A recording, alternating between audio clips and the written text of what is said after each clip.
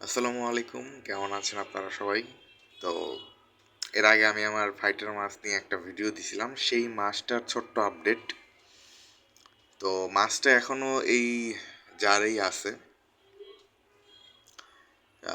এটাতে বেশ ভালোই আছে। এখন যদিও শীতকাল, পানি অনেক ঠান্ডা, বাট এটাতে 1 লিটারের মতো পানি ধরে, এটাতে ভালোই আছে মোটামুটি। এখনো ওর জন্য যেই ট্যাঙ্ক সেটা রেডি করতে পারি নাই আমি।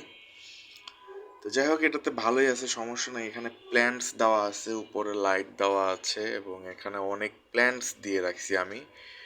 তো যার কারণে পানির কোয়ালিটি যে খারাপ হয়ে যাবে এরকমটা হওয়ার চান্স নাই।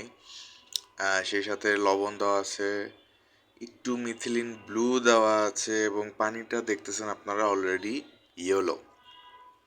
ইয়েলো হওয়ার কারণ হচ্ছে অ্যালমন্ড লিভের পানি এটা। তো আজকে আমি বলবো যে এটার পানি কিভাবে চেঞ্জ করা হয় বা চেঞ্জ আমি করি, এবং নতুন পানি কিভাবে দেই। প্রথম কথা হচ্ছে, আমি একটা সাইফোন বানাইছি, ওইটা নিয়ে আমি আরেকটা ভিডিও দিবনি কিভাবে বানাইছি না বানাইছি।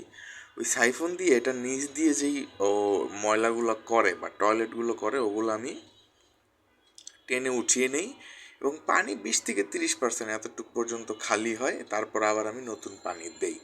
এখন নতুন পানি আমি দেই, নতুন পানিটা কিভাবে আমি তৈরি করি। তো দেখেন, এখানে এই যে আমি যদি দেখাই, এই যে একটা বোতল, এটার ভিতরে আপনারা দেখবেন যে একটা কাঠবাদামের পাতা আছে। এইটাতে আমি পুরো বোতলটা পানি ভর্তি করে রাখি, পানি ভর্তি করে এটার ভিতরে একটা কাঠবাদাম পাতা দিয়ে দিই। এটা পানিটা থাকে 5-6 দিন, পানিটা হলুদ হয়। এই পানিটা যখন আমি এখান থেকে চেঞ্জ করি, এখান থেকে আবার নতুন পানি বা এই পানিটাই আমি এইটাতে দিয়ে দিই। সরাসরি কলের পানি যেটা, সেটা কিন্তু আমি এটাতে দিই না। সরাসরি কলের পানি কিন্তু দেওয়া যাবে না। কলের পানিতে ক্লোরিন থাকে।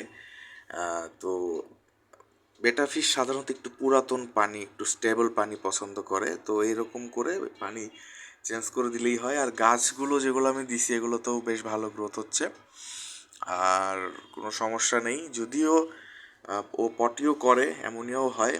এখানে যে পথস আছে, এটা খুবই ভালো, অ্যামোনিয়া শোষণ করে, খুব একটা প্রবলেম হয় না।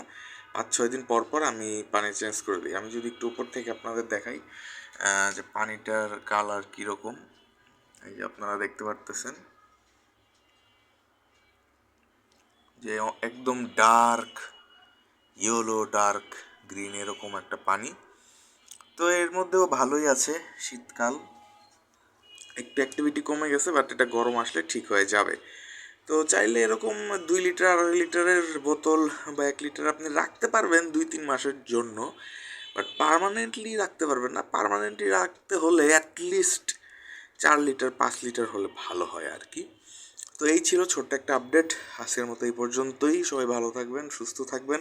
এর পরের ভিডিওতে ইনশাল্লাহ আমি দেখাবো যে কীভাবে এটার পানিটা আমি চেঞ্জ করি, বা সাইফোন যেটা আমি বললাম সেটা কিভাবে আমি বানাইছি। ঠিক আছে, তো আজকের মতো এই পর্যন্তই। আল্লাহ হাফেজ।